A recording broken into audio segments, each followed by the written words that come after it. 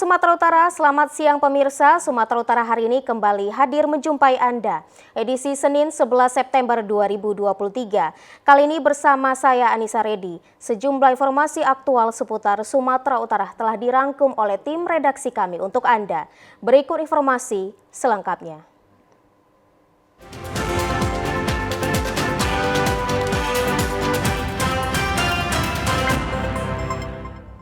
Pemirsa, informasi hari ini diawali dari bocah 8 tahun Juliantonius Haryanja hanyut sungai saat mandi-mandi bersama temannya di aliran Sungai Padang, tepatnya di Dusun Barisan Panjang, Desa Gelam, Seiserimah, Kecamatan Bandar Kalipa, Kabupaten Serdang Bedagai, hingga Minggu sore ini belum ditemukan.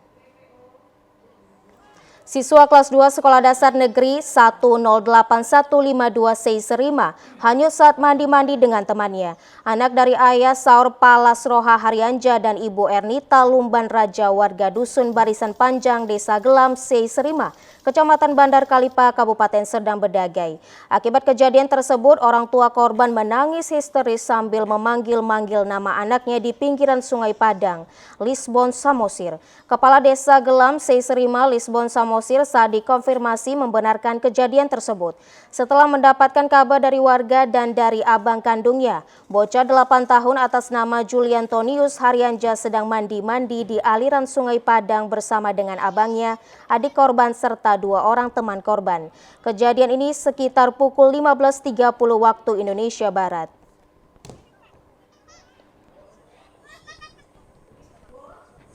Kita dengar informasi dari warga sekitar pukul 15.30.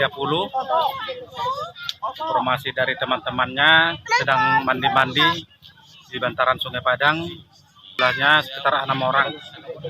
Jadi anak-anak ini yang lebih tua, abangnya kandung sekitar 10 tahun. Jadi keterangan dari abangnya kandung menyatakan bahwa adiknya sudah hanyut. Kadit Intelkam Polsek Bandar Kalipa, Aibda K. Pardede Babinsa, Koramil 12 Bandar Kalipa bersama warga sudah berupaya melakukan pencarian, namun belum membuahkan hasil. Pencarian akan terus dilakukan sambil menunggu Basarnas Kabupaten Serdang Bedagai tiba.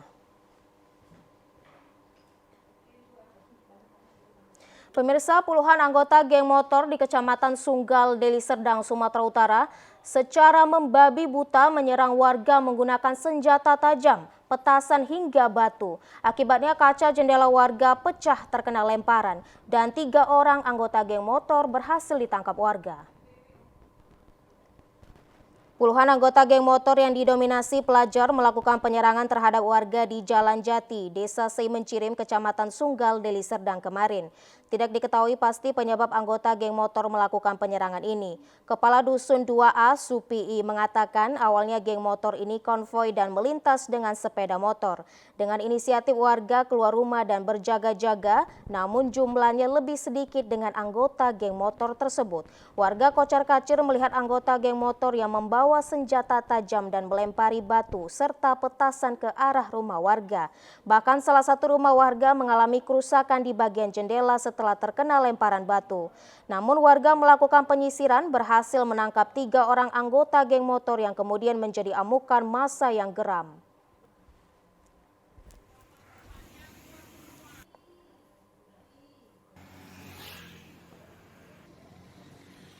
Kejadian lebih kurang tadi malam jam 12 lah ya. Nah, gitu. Kami kan dibel sama warga bahwasanya informasi itu dari kardus sempat hari. Bahwasanya ada motor lewat ke arah Mencirim. Jadi kami siap-siap lah, kardus-kardus kami bel, kami kumpul lah di sini. Nah, dari gitu kami berbatasan kami diserang. Kami lari lah semua menyelamatkan kan, banyak kali mereka udah senjata lengkap. Jadi kita lari kemari, sana diserang. Kayaknya udah kali ini, serang ini sekali ini yang ramai. Polisi yang tiba di lokasi mengalami kesulitan saat hendak mengevakuasi anggota geng motor yang tertangkap. Petugas terpaksa mengeluarkan tembakan ke udara untuk membubarkan massa yang mengamuk dengan pelaku geng motor. Sementara itu pemirsa, program pemerintah dalam membantu masyarakat prasejahtera dalam aksi sosialnya Klenteng Gek Ong Longkong menyalurkan 1.000 paket sembako kepada warga Medan Sunggal.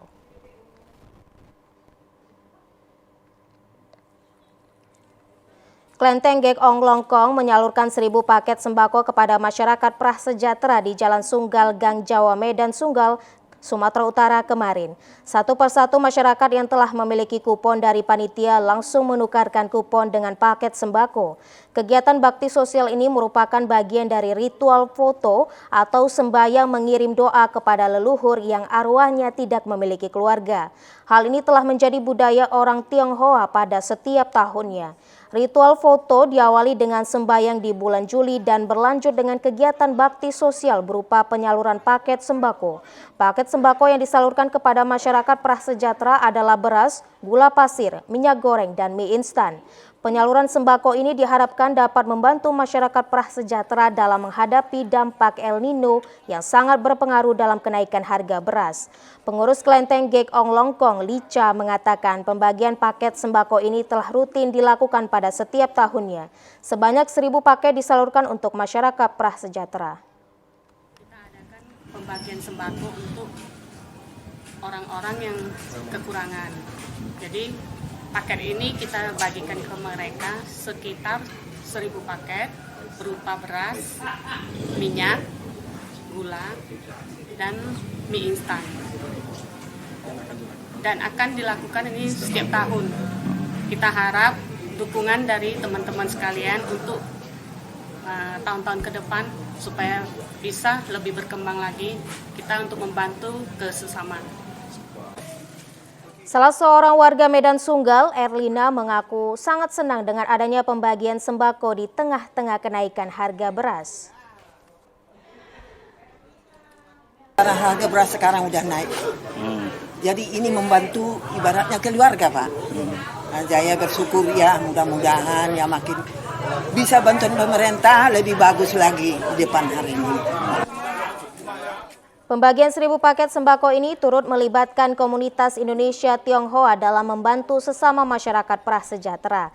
Diharapkan kegiatan bakti sosial ini menjadi contoh bagi masyarakat luas dalam membantu pemerintah menekan angka kemiskinan.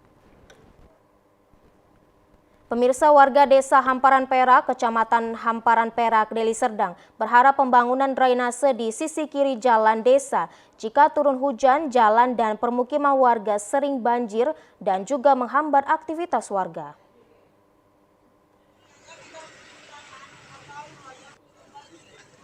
Hal tersebut dikatakan Kades Hamparan Perak Helim saat meninjau ke lapangan di Jalan Protokol Hamparan Perak, Deli Serdang.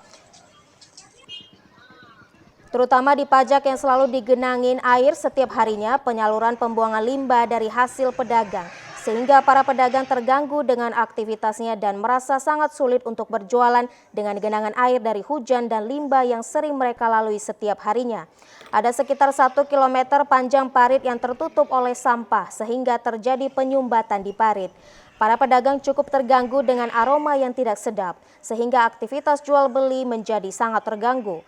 Kades Hamparan Perak Muhammad Helmi mengatakan pembangunan drainase agar cepat dilakukan, masyarakat dan pedagang juga harus menunggu HA anggaran dari provinsi untuk pembuatan drainase.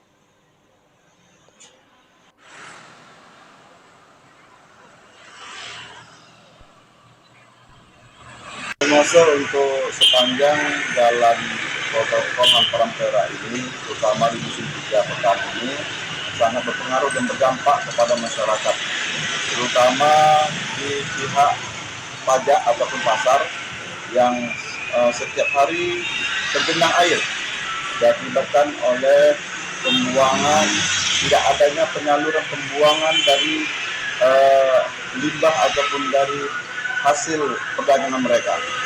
Pesan saya kepada masyarakat, sementara ini yuk kita bersama-sama bekerja sama, bergotong royong untuk menjaga saluran parit tersebut dan sambil menunggu dari anggaran dari pihak provinsi, yang mana ini adalah pihak provinsi, menjadi aset provinsi dan menjadi perhatian provinsi.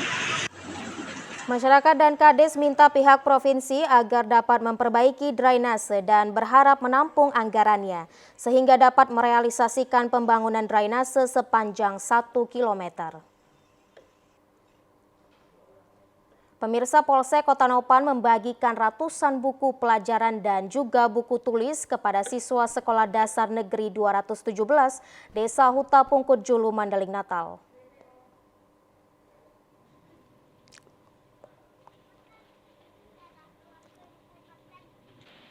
Petugas kepolisian Polres Mandailing Natal wilayah Polsek Kota Nopan menyambangi Sekolah Dasar Negeri 217 Desa Huta Pungkut Julu untuk melihat secara langsung kondisi sekolah tersebut dan melihat suasana para siswa dan guru yang mengikuti proses belajar mengajar. Kapolsek Kota Nopan juga memberikan bantuan ratusan buku pelajaran, buku baca dan juga buku tulis. Pembagian ratusan buku ini merupakan program Polri Peduli Budaya Literasi, yaitu program yang digagas Kapolri untuk mendistribusikan buku sampai ke pelosok Nusantara. Dengan pembagian buku ini diharapkan kepada pihak sekolah agar menggiatkan rajin membaca dan juga belajar kepada para siswanya.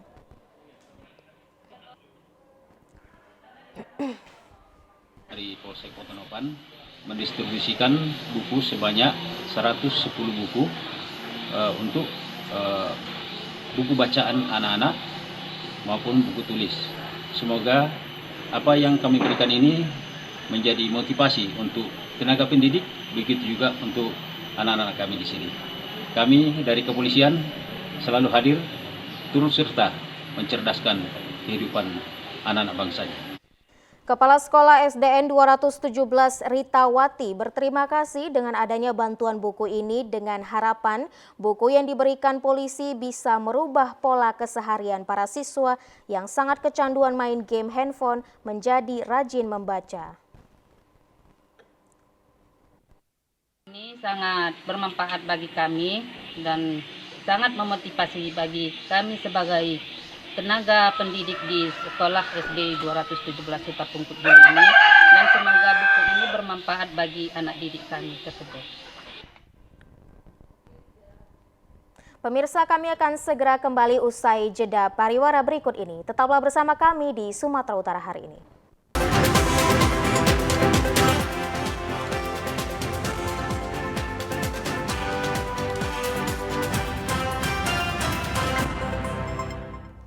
Terima kasih Anda masih di Sumatera Utara hari ini. Pemirsa, untuk meningkatkan budaya baca dan mempopulerkan permainan anak di setiap hari Minggu, di kawasan Lapangan Merdeka Medan tersedia lapak yang diperuntukkan bagi anak-anak untuk bermain dan juga belajar. Ruang main adalah sebuah wadah untuk anak-anak berkegiatan setiap hari Minggu. Atas inisiasi komunitas Ruang Asa, mereka membuat lapak baca yang di dalamnya meliputi banyak kegiatan seperti mewarnai, bermain permainan tradisional, dan kegiatan lainnya yang kesemuanya gratis. Kegiatan ini rutin digelar setiap hari Minggu di kawasan Lapangan Merdeka Medan dalam memberi wadah untuk setiap anak berkreasi seperti mewarnai, membaca yang sudah banyak ditinggalkan oleh anak-anak seusianya. Setiap anak ingin bergabung ke lapak ini diberi tantangan sederhana. Mereka boleh mewarnai dengan syarat harus membaca buku terlebih dahulu minimal 1 menit dan hasilnya sangat baik, di mana akhirnya anak-anak yang bergabung tertarik membaca buku terlebih dahulu. Komunitas ini tampak semangat dalam memberi arahan kepada anak-anak seperti mendongeng maupun bergabung dalam permainan. Komunitas Ruang Asa, sebuah komunitas kerewanan yang bergerak di bidang sosial kemanusiaan dan juga pendidikan. Pihaknya membuka kepada komunitas yang ingin berkolaborasi dalam gerakan literasi maupun permainan tradisional. Melalui kegiatan ini diharapkan menambah ilmu pengetahuan yang bermanfaat dan juga menjauhkan anak-anak dari pengaruh buruk gadget. Ruang main ini adalah lapak baca, jadi mereka terus juga ada tempat mewarnai segala macam, itu semua gratis. Nah, cuman persyaratannya ketika mereka mau main games ataupun menggambar itu harus minimal baca 1 menit. Jadi kami tekankan untuk harus baca dulu 1 menit, baru setelah itu boleh mewarnai, boleh bermain. Di sini juga ada permainan-permainan tradisional. Jadi intinya mau membangun semangat baca anak-anak kembali hari ini, baca buku-buku yang sesuai dengan usia mereka. Sementara itu pemirsa, tempat digelarnya ajang turnamen International Indonesia Challenge dan Indonesia Master 100 yakni Gedung Olahraga PBSI Sumatera Utara di Jalan William Iskandar, Kabupaten Deli Serdang memiliki catatan tersendiri pasca membludaknya penonton dan kapasitas GOR yang masih minim. Bulu tangkis menjadi salah satu olahraga favorit di tanah air. Hal inilah yang kemudian membuat setiap ajang turnamen maupun kejuaraan bulu tangkis yang digelar selalu mendapatkan antusiasme yang cukup tinggi dari masyarakat luas. Setelah sekian lama yakni 27 tahun penantian, akhirnya Gedung Olahraga PBSI Sumatera Utara kembali dipercaya menjadi lokasi dihelatnya dua event kejuaraan bulu tangkis bergengsi antar negara, yakni Indonesia International Challenge dan Indonesia Master 100 dalam rangkaian tur BWF. Dari sejumlah laga yang digelar, terutama pada saat partai final Indonesia Challenge dan Indonesia Master 100, GOR ini tampak tidak mampu menampung penonton yang membludak. GOR yang memiliki kapasitas 1.000 penonton tersebut nyatanya tidak mampu menampung membludaknya penonton di final Indonesia Master 100. Ketua PBSI Sumatera Utara Suripno Ngadimin menyebutkan pihaknya akan melakukan evaluasi terkait dengan kapasitas GOR dan berharap sinergitas dengan pemerintah agar nantinya event dalam skala yang lebih besar dapat digelar lagi di GOR ini. Betul, yang bisa kita evaluasi lapangannya itu udah tambah dia punya seat dan tempat scaffolding video itu kita gantung aja nanti ke depan. Jadi supaya bisa tambah minimal 209. Oh, jadi kalau untuk pembangunan belum ada ya Pak, ya lebih kepada di sini. Sampai saat ini kalau untuk PON aja masih dipercayain gedung ini sampai saat ini. Tapi kalau untuk super berikutnya Pak lebih tinggi kayaknya belum bisa Pak. Kita belum bisa karena kapasitas tribunnya tidak mendukung. Pemirsa, tim unggulan ganda putri Indonesia Ripka Sugiarto Lani Mayasari berhasil menyabet gelar juara turnamen BWF Tour Indonesia Master 100 setelah membungkam ganda putri Cina Taipei Chang Ching Hui Yang Cintung dalam straight game sekaligus. Dalam laga internasional yang digelar di GOR PBSI Sumatera Utara ini, pasangan ganda putri Indonesia Ripka Sugiarto Lani Mayasari bermain dengan penuh percaya diri sejak awal pertandingan. Serangan demi serangan dilancarkan dengan baik hingga membuahkan poin yang membawa pasangan ganda putri Indonesia peringkat 30 dunia ini unggul. Namun Ripka Mayang yang telah unggul dengan selisih 20-15 sempat kehilangan konsentrasi dan dapat dikejar oleh pasangan ganda putri Cina Taipei. Beruntung pada game pertama ini Ripka Mayang berhasil menang dengan torehan angka 22-20. Pada game kedua, ganda putri Indonesia bermain di atas angin dengan dukungan supporter Indonesia. Permainan smash menyilang dan netting diperagakan Ripka Mayang yang membuat ganda putri Cina Taipei riskan melakukan kesalahan sendiri. Hingga akhirnya pasangan ini dapat memenangkan pertandingan dalam waktu 39 menit lewat 2 set game sekaligus dan membawa keduanya menaiki podium juara BWF Tour Indonesia Master 100.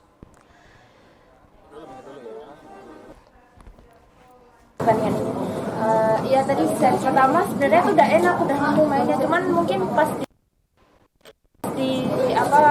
buat nge-game-nya mungkin terlalu buru-buru pengen cepet-cepet game, jadinya kitanya malah lengah, jadi nggak fokus, jadi malah mereka malah jadi kenaan, jadi tambah kenaan, jadinya kita malah yang panik sendiri. Tapi akhirnya kita tetap coba tenang, berusaha komunikasi, sampai akhirnya kita bisa balikin lagi Kak. Resep di game kedua bisa leading jauh gitu. Mungkin yang set pertama udah hampir kekejar juga, terus jadi kita lebih tenang lagi, lebih balikin keadaan. Jadi set kedua kita lebih pede. Selain Ripka Mayang, wakil Indonesia di tunggal putri yakni Esther Nurumi Wardoyo dan ganda putra Sabar Gutama Reza Isfani juga berhasil menyabet gelar juara dalam turnamen Indonesia Master kali ini. Pemirsa, untuk menjaring bibit atlet dan menangkal pelajar terlibat aksi tawuran, KONI Medan Sunggal menggelar turnamen catur persiapan PON 2024.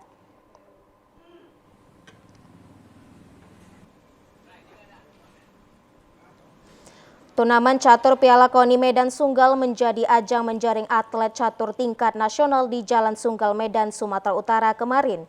Turnamen catur ini digelar selama 2 hari sejak 9 September 2023 lalu.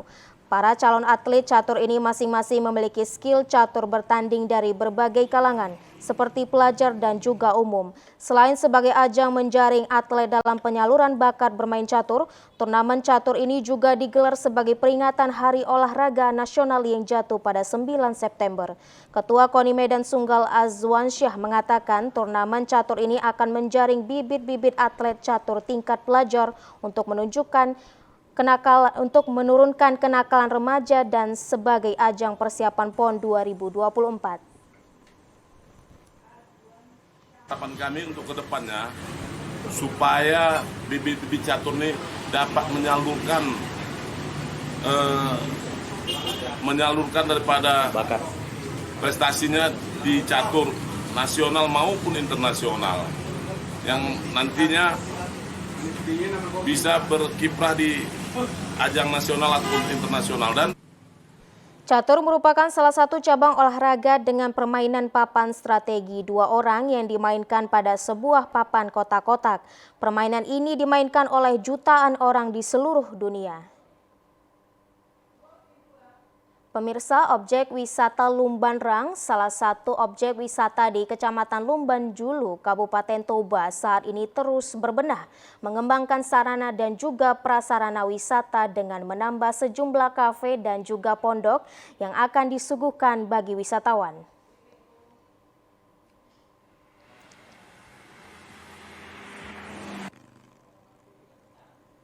Objek wisata ini menyuguhkan sejumlah potensi kekayaan alam pegunungan, persawahan, dan aliran sungai yang mengalir dari perbukitan. Airnya dingin ditambah hawa alam yang sejuk menjadi daya tarik tersendiri bagi pengunjung lokal maupun pengunjung luar wilayah Toba untuk mengunjunginya. Air sungai yang dingin dan berbatuan membuat pengunjung enggan beranjak dari tempat duduk dan meja yang disediakan di badan sunggal. Sembari menikmati aneka kuliner yang didominasi rasa khas andaliman, salah seorang pengelola Marandus Sirait mengatakan jumlah pondok dan kafe sudah ditambah dan juga produk kuliner. Untuk menampung lonjakan pengunjung, khususnya di saat liburan besar Tahun Baru dan libur keagamaan, Marandus menambahkan aneka kuliner yang tersedia diantaranya tombur andaliman, ayam bakar, ayam goreng, ikan lele, dan ubi goreng ditambah bermacam-macam jus. Selain itu juga tersedia produk turunan andaliman yakni keripik andaliman, permen andaliman, dan sambal andaliman dalam kemasan produk yang sudah berlabel sertifikat halal dan BPOM.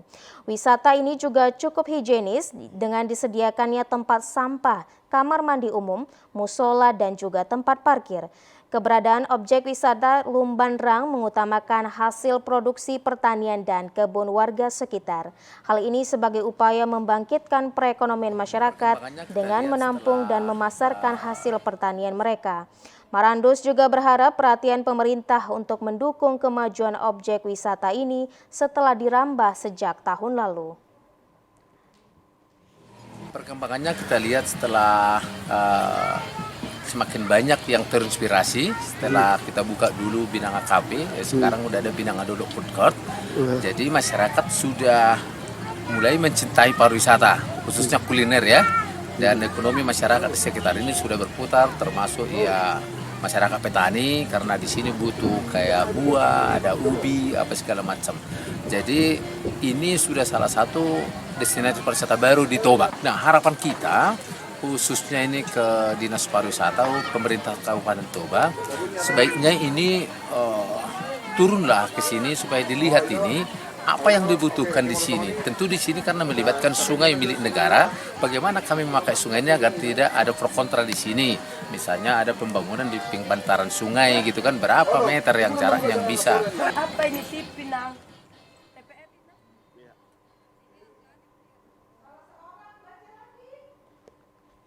Salah seorang pengunjung, Ernita Manuro, mengatakan dirinya bersama keluarga sengaja datang dari kota Medan untuk menikmati objek wisata Lumban Rang. Kedatangannya ini merupakan untuk kedua kalinya semenjak objek wisata ini mulai dikembangkan 1 tahun lalu. Ernita sangat mengapresiasi semakin dibenahinya objek wisata Lumban Rang ini oleh para pengelola. Sebelumnya tidak sebagus penataan seperti saat ini. Ernita juga berharap pemerintah dapat mendukung pembenahan yang dilakukan pihak pengelola untuk pengembangan pariwisata, khususnya di kawasan Danau Toba, yang telah menjadi pusat perhatian pemerintah sebagai salah satu destinasi pariwisata super prioritas. Alami asri yang kita tidak dapatkan di kota, jadi kita bisa menikmati keindahan alam. Tempat ini udah bagus, penataannya udah bagus. Orang akan datang ke sini kalau mereka juga menyeimbangkan. Orang ke sini kan pelayanannya, makanannya, sajiannya.